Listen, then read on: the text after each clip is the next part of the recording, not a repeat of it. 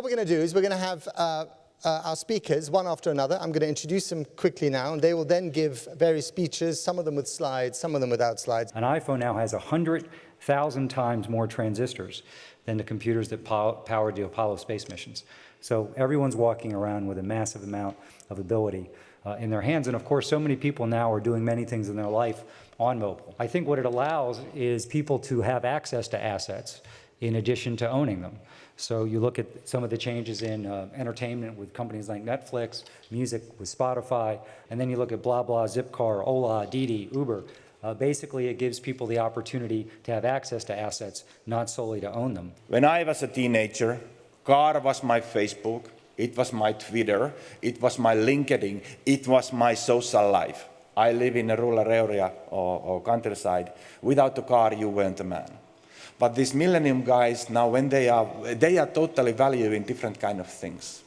If they are moving to the cities, they have two choices.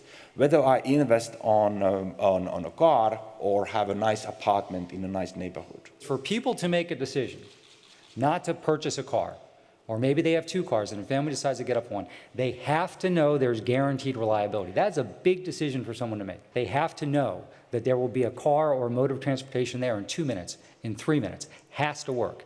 And that's when Uber, and we've got a lot of great competitors out there, when that works best is when we have enough supply so that the wait times get down. So people can say, it's really no different than going out in the driveway and turning the ignition of a car. And so we're eager to work with you because our global cities are facing a massive challenge, which is how do we provide more mobility options to reduce congestion, increase economic opportunity, and really build the modern cities of the future that are going to work with all the great population trends. This new business model is a collaboration. None of these things can happen if we do not have both platforms and peers participating. So we are defying the laws of physics. We are able to grow exponentially because the platform is doing the organizing and unleashing the excess capacity. We are able to tap exponential learning because the platform is looking at and learning from all of the simultaneous peer experiments and able to figure out what the best one is. And again, with the right person will appear is because we've invited a diversity of people and enabled them to participate and given them the power of the corporation or the government through these platforms. On the field of energy savings and CO2 emissions, actually we calculated that in the last 2 years, BlaBlaCar allowed for more than 1 million tons of CO2 emissions to be saved and 500,000 tons oil equivalent of energy to be saved as well. This represents enough energy to light Los Angeles for a full year. Of course, it's only the beginning, as you've seen on the curves. We truly believe we can bring a solution that will allow us to reduce the energy consumption by a lot and the CO2 emissions by a lot as well.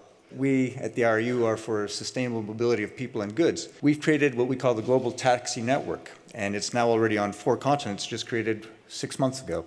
And already in 6 months, we're on 4 continents, so that when you do push an app, you know that what you'll get behind that is a true professional. You will not have somebody that is just chosen because they've gone onto an app and said, well, since I have a car, I'm going to drive. Now, maybe that might work 90% of the time, but you do have the 5 to 10% of the time where you can have problems with that. The rules are put in place to protect the consumer. The rules are put in place so that the drivers, the professional drivers are protected and the consumers are protected. I talked in my presentation about the sense of control that platforms like Uber, blah, blah, Zipcar give drivers.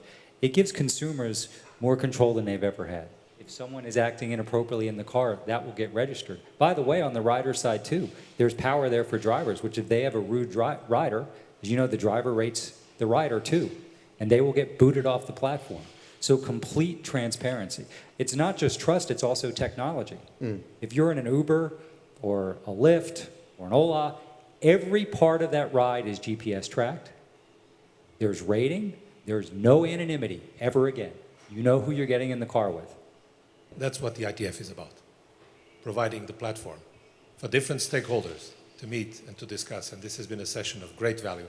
And in our role, the other role we have, which is providing policy advice to governments, be sure that much of what I've learned here today will be transmitted. So thank you all very much.